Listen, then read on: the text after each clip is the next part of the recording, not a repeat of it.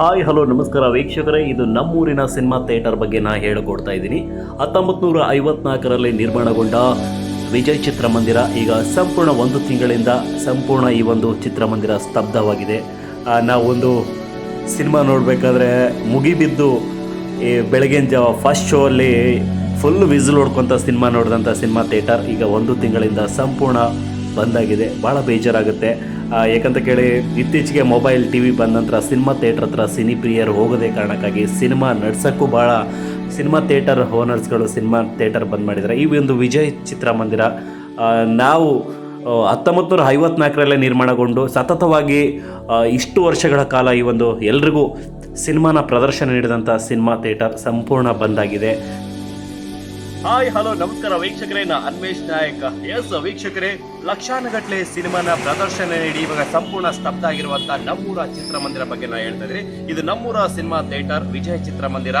ಒಂದು 50-60 ವರ್ಷ ಆಯ್ತು ಅನಿಸುತ್ತೆ, ಬಹುಶಃ ನಾವು ಇನ್ನೂ ಹುಟ್ಟಿರಲಿಲ್ಲ ಆಗಿಂದ ಈ ಒಂದು ಸಿನಿಮಾ ಥಿಯೇಟರ್ ಇತ್ತು. ಎಷ್ಟೋ ಲಕ್ಷಾನುಗಟ್ಟಲೆ ಸಿನಿಮಾನ ಪ್ರದರ್ಶನ ನೀಡಿದಂಥ ಈ ಒಂದು ಚಿತ್ರಮಂದಿರ ಸಂಪೂರ್ಣ ಸ್ತಬ್ಧ ಆಗಿದೆ. ಯಾಕಂದರೆ ತುಂಬ ಬೇಜಾರಾಗುತ್ತೆ. ಇವತ್ತು ಇತ್ತೀಚೆಗೆ ಏನು OTT ಮೊಬೈಲು ಟಿವಿಗಳು ಬಂದ ನಂತರ ಸಿನಿಮಾ ಥಿಯೇಟರ್ ಹತ್ರ ಬಂದು ಸಿನಿ ಪ್ರಿಯರು ಸಿನಿಮಾ ನೋಡದಿದ್ದ ಕಾರಣಕ್ಕಾಗಿ ಸಿನಿಮಾ ನಡೆಸೋದು ಭಾಳ ಕಷ್ಟ ಆಗ್ಬಿಟ್ಟಿದೆ ಥಿಯೇಟರ್ಗಳು. ಒನ್ಸ್ ಅಪಾನ್ ಅ ಟೈಮಲ್ಲಿ 20-25 ಜನ ಒಂದು ಸಿನಿಮಾ ಥಿಯೇಟರಲ್ಲಿ ಕಾರ್ಯನಿರ್ವಹಿಸ್ತಾ ಇದ್ರು. ಆದರೆ ಈಗ ಇಬ್ಬರು ಕಾರ್ಯನಿರ್ವಹಿಸೋಕ್ಕೂ ಆಗ್ತಾ ಇಲ್ಲ. ಆ ಲೆವೆಲ್ಗೆ ಜನ ಥಿಯೇಟರ್ ಹತ್ರ ಬಾರದೇ ಇರೋ ಕಾರಣಕ್ಕಾಗಿ ಸಂಪೂರ್ಣವಾಗಿ ನಮ್ಮ ತಾಲೂಕು ಅಂತಲ್ಲ, ವಿವಿಧ ಬೇರೆ ಬೇರೆ ತಾಲೂಕುಗಳಲ್ಲಿ ಸಿನಿಮಾ ಥಿಯೇಟರ್ಗಳು ಬಂದ್ ಆಗ್ತಾ ಇದ್ದಾವೆ. ಭಾಳ ಬೇಸರ ಸಂಗತಿ. ಯಾಕಂತ ಕೇಳಿ ನಾವು ಎಷ್ಟೋ ಜನ ನೀವು ನೋಡಿರ್ತಾರ, ಮಸ್ಕಿ ಪಟ್ಟಣಕ್ಕೆ ಬರಬೇಕಾದ್ರೆ ವಿಜಯ್ ಚಿತ್ರಮಂದಿರದಲ್ಲಿ ಯಾವ ಸಿನಿಮಾ ಬಿದ್ದಿದಂತ ತಾಲೂಕಿಂದ ಬೇರೆ ಬೇರೆ ತಾಲೂಕದಿಂದ ಗ್ರಾಮೀಣ ಭಾಗದಿಂದ ಸಿನಿಮಾ ಬಂದು ಫಸ್ಟ್ ಶೋ ಅಲ್ಲಿ ತುಂಬಾ ಕುಪ್ಪಿಳಿಸಿ ಕುಗಿ ವಿಸಿಲ್ಸ್ ಹಾಕಿ ಫುಲ್ ಎಂಜಾಯ್ಮೆಂಟ್ ಮಾಡ್ತಕ್ಕಂಥ ಇವತ್ತು ಏನು ಚಿತ್ರಮಂದಿರ ಸಂಪೂರ್ಣ ಸ್ತಬ್ಧ ಆಗಿದೆ. ಭಾಳ ಬೇಜಾರಾಗುತ್ತೆ. ಯಾಕಂತ ಕೇಳಿ ಚಿತ್ರಮಂದಿರಗಳು ಇವತ್ತಿಗೂ ನಾವು ಸಿನಿ ಪ್ರಿಯರು ಸಿನಿಮಾ ಥಿಯೇಟರ್ಗೆ ಹೋಗಿ ಸಿನಿಮಾ ನೋಡಿದಾಗ ಸಿನಿಮಾ ಥಿಯೇಟರ್ಗಳು ಇನ್ನೂ ಹೆಚ್ಚಿನದಾಗಿ ಡೆವಲಪ್ಮೆಂಟ್ ಮಾಡಿ ಮಾಡ್ಬೇಕನ್ಸುತ್ತೆ. ಇವತ್ತು ಮೊಬೈಲಲ್ಲಿ ಟಿವಿಯಲ್ಲಿ ನೋಡಿದಾಗ ಇಂಥ ಸಿನಿಮಾ ಥಿಯೇಟರ್ಗಳು ಬಂದಾಗ್ಬಿಡ್ತವೆ. ಸೊ ಹಾಗಾಗಿ ಹೇಳ್ತಾ ಇದ್ದೀನಿ, ಈ ಒಂದು 50-60 ವರ್ಷದಿಂದ ನಡ್ಕೊಂಡು ಬಂದಂಥ ಸಿನಿಮಾ ಸಂಪೂರ್ಣ ಈಗ ಸ್ತಬ್ಧ ಆಗಿದೆ. ಎಷ್ಟೋ ಕಲಾವಿದರುಗಳು ಎಷ್ಟೋ ಸಿನಿಮಾಗಳನ್ನ ಮಾಡಿ ಈ ಒಂದು ಚಿತ್ರಮಂದಿರಕ್ಕೆ ಬಂದು ಸಿನಿಮಾನ ನೋಡಿ ಅದ್ಧೂರಿಯಾಗಿ ಪ್ರದರ್ಶನ ಮಾಡಿರ್ತಾರೆ. ದೊಡ್ಡ ದೊಡ್ಡ ಕಲಾವಿದರು ಸಿನಿಮಾಗಳು ಈ ಒಂದು ಥಿಯೇಟ್ರಲ್ಲಿ ಪ್ರದರ್ಶನಗೊಂಡಿತ್ತು. ಈಗ ಸಂಪೂರ್ಣ ಬಂದಾಗಿದೆ. ಭಾಳ ಬೇಸರ ಸಂಗತಿ. ಆ್ಯಕ್ಚುಲಿ ಇವಾಗಿರೋದು ಪ್ರೆಸೆಂಟ್ ಈಗಿರೋದು ಈ ಒಂದು ವಿಜಯ್ ಚಿತ್ರಮಂದಿರ ಬಟ್ಟೆ ಶಾಪ್ ಆಗಿ ಕನ್ವರ್ಟ್ ಆಗಿದೆ. ಸಂಪೂರ್ಣ ಈಗ ಕ್ಲೋಸ್ ಆಗಿದೆ. ವೀಕ್ಷಕರೇ, ನೀವು ಕೂಡ ಈ ಒಂದು ಸಿನಿಮಾ ಥಿಯೇಟರಲ್ಲಿ ಸಿನಿಮಾ ನೋಡಿದ್ರೆ ಕಮೆಂಟ್ ಬಾಕ್ಸಲ್ಲಿ ಕಮೆಂಟ್ ಬಾಕ್ಸಿ. ಲಾಸ್ಟ್ ಸಿನಿಮಾ ಈ ಒಂದು ವಿಜಯ್ ಚಿತ್ರಮಂದಿರದಲ್ಲಿ ಯಾವ ಒಂದು ಸಿನಿಮಾ ನೋಡಿದ್ರೆ ಅಂತ ಕಮೆಂಟ್ ಬಾಕ್ಸಲ್ಲಿ ಕಮೆಂಟ್ ಹಾಕಿ ಅಂತ ಹೇಳ್ತಾ, ಚಿತ್ರಮಂದಿರಗಳು ಇನ್ನು ಉಳಿಬೇಕು, ಸಿನಿಮಾ ಹತ್ರ ಜನ ಬರಬೇಕಂದ್ರೆ ಸಿನಿ ಪ್ರಿಯರು ಬಂದು ಥಿಯೇಟರಲ್ಲೇ ಸಿನಿಮಾ ನೋಡಿದಾಗ ಇನ್ನೂ ಹೆಚ್ಚಿನದಾಗಿ ಸಿನಿಮಾಗಳು ಇಂಥ ಥಿಯೇಟರ್ಗಳಲ್ಲಿ ಬರುತ್ತೆ, ಇನ್ನು ಥಿಯೇಟರ್ಗಳು ಉಳಿಯುತ್ತೆ ಅಂತ ನಾನು ಹೇಳಕ್ ಬಯಸ್ತೀನಿ. ನೋಡ್ಕೊಂಬರೋಣ ಬನ್ನಿ ವೀಕ್ಷಕರೇ. ಬರೋಣ.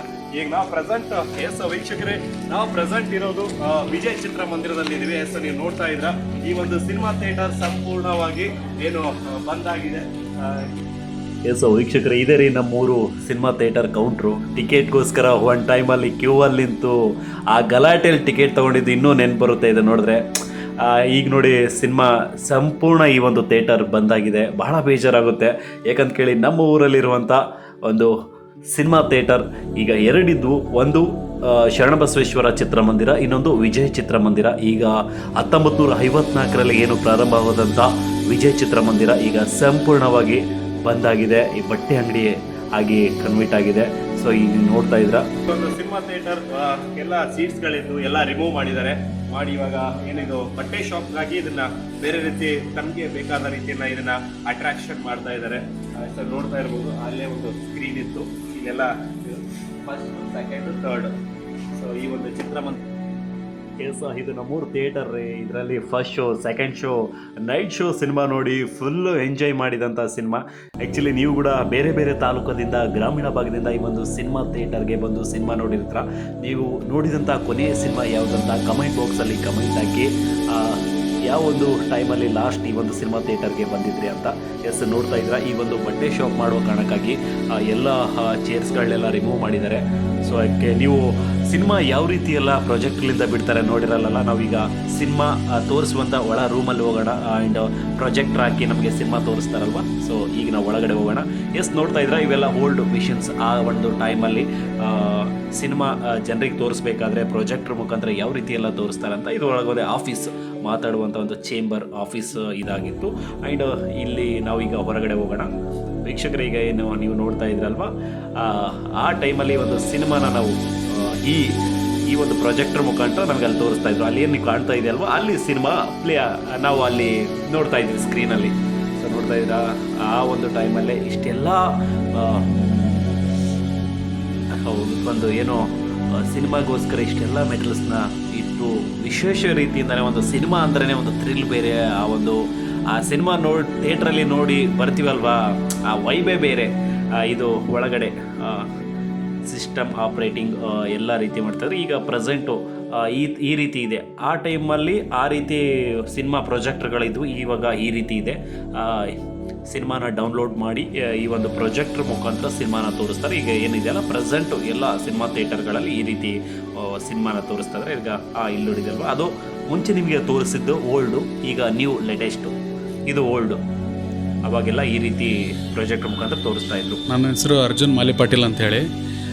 ಈ ಸಿನಿಮಾ ಥಿಯೇಟರ್ ಸುಮಾರು 1954ರಲ್ಲಿ ಪ್ರಾರಂಭ ಆಗಿದೆ. ಅವಾಗಿಂದ ಬಹಳ ಹಳೆ ಸಿನಿಮಾ, ನಮ್ಮ ಏರಿಯಾದಲ್ಲೇ ಹಳೆ ಸಿನಿಮಾ ಥಿಯೇಟ್ರ್ ಇದು. ಈಗ ಸುಮಾರು 70 ವರ್ಷಗಳಾದ ನಂತರ ಈಗ ಸಿನಿಮಾ ಥಿಯೇಟ್ರ್ಗಳು ನಡೆಯಲಾರದ ಪರಿಸ್ಥಿತಿ ಬಂದಿದೆ. ಇಲ್ಲಿ ಕೆಲಸ ಮಾಡೋರಿಗೂ ಒಂದು ಇದು ಇಲ್ಲ, ನಮಗೆ ನಡೆಸೋರಿಗೂ ಏನು ಲಾಭ ಇರಲಾರ್ದಂಗೆ ಏನು ನಡೀತಾ ಇಲ್ಲ. ಸಿನಿಮಾಗಳು ಬರ್ತಾಯಿಲ್ಲ, ಒಳ್ಳೆ ಸಿನಿಮಾಗಳೇ ಬರ್ತಾಯಿಲ್ಲ ಇವಾಗ. ಹೀಗಾಗಿ ಸಿನಿಮಾ ಥಿಯೇಟ್ರ್ಗಳು ಮುಚ್ಚೋ ಪರಿಸ್ಥಿತಿ ಬಂದಿದೆ. ಇದು ಮೇನ್ ರೀಸನ್ ಏನಂತ ಹೇಳಿದರೆ, ಇವತ್ತು ನಾಳೆ ಮೊಬೈಲ್ಗಳು ಎಲ್ಲರ ಕೈಯಲ್ಲಿ ಮೊಬೈಲ್ ಬಂದಿದ್ದಾವೆ. OTT ಪ್ಲಾಟ್ಫಾರ್ಮ್ ಬಂದ ನಂತರ ಏನು ಮೊಬೈಲು ಟಿವಿಗಳು ಬಂದ ನಂತರ ಸಿನಿಮಾ ಥಿಯೇಟರ್ ಹತ್ರ ಜನ ಬರೋದೇ ಕಮ್ಮಿ ಮಾಡಿಬಿಟ್ಟಿದ್ದಾರೆ. ಅದೇ ಈಗ ಅಮೆಝಾನ್, ನೆಟ್ಫ್ಲಿಕ್ಸು ಇಂಥವು OTT ಪ್ಲಾಟ್ಫಾರ್ಮ್ಸ್ ಬಂದಿರೋದ್ರಿಂದ ಎಲ್ಲರೂ ಮೊಬೈಲ್ನಲ್ಲೇ ನೋಡ್ತಾರೆ ಫಿಲ್ಮ್ಗಳು. ಥಿಯೇಟ್ರಿಗೆ ಬಂದು ಇದು ಬರೋದೇ ಇಲ್ಲ ಪ್ರೇಕ್ಷಕರು. ಮತ್ತು ಸಿನಿಮಾ ಥಿಯೇಟ್ರ್ಗಳು ಹೇಗೆ ನಡಿಬೇಕು ಹೇಳ್ರಿ? ಹೀಗಾಗಿ ಅನಿವಾರ್ಯವಾಗಿ ಬಂದಾಗ್ತದೆ. ನಮಗೂ ನೋವಾಗ್ತಾ ಇದೆ. ಸುಮಾರು ಸರ್ 54ನೇ ಇಸ್ವಿಲಿ ಸ್ಟಾರ್ಟ್ ಆದಂಥ ಸಿನಿಮಾ ಚಿತ್ರಮಂದಿರ, ಸೊ ಇಲ್ಲಿವರೆಗೂ ನಡ್ಕೊಂಡು ಬಂದಿದ್ದು ಅಷ್ಟು ಇದು ಸುಲಭ ಇಲ್ಲ. ಯಾಕಂತ ಕೇಳಿ ನಾವು ಕೂಡ ಈ ಒಂದು ಚಿತ್ರಮಂದಿರದಲ್ಲಿ ಸಿನಿಮಾ ನೋಡಿದ ಒಂದು ಫೀಲ್ ಇದೆ. ಹಾಗಾಗಿ ಚಿತ್ರಮಂದಿರ ಬಂದಾಗಿದ್ದ ಕೇಳಕ್ಕಾಗಿ ನಾವು ಈ ಒಂದು ಸಿನಿಮಾ ಥಿಯೇಟರ್ ಅಲ್ಲ, ನಮಗೂ ಭಾಳ ನೋವಾಗುತ್ತೆ. ಯಾಕಂದರೆ ಸುಮಾರು 70 ವರ್ಷಗಳ ನಡೆದ ಥಿಯೇಟ್ರ್ ಇವತ್ತು ಬಂದ್ ಮಾಡಬೇಕಲ್ಲ ಅಂಥೇಳಿ ಭಾಳ ನೋವಾಗ್ತಾ ಇದೆ. ಆದ್ರೂ ಅನಿವಾರ್ಯವಾಗಿ ಬೇರೆ ದಾರಿ ಇಲ್ಲದೇ ಬಂದ್ ಮಾಡ್ತಾ ಇದ್ದೀವಿ ಅಷ್ಟೇ.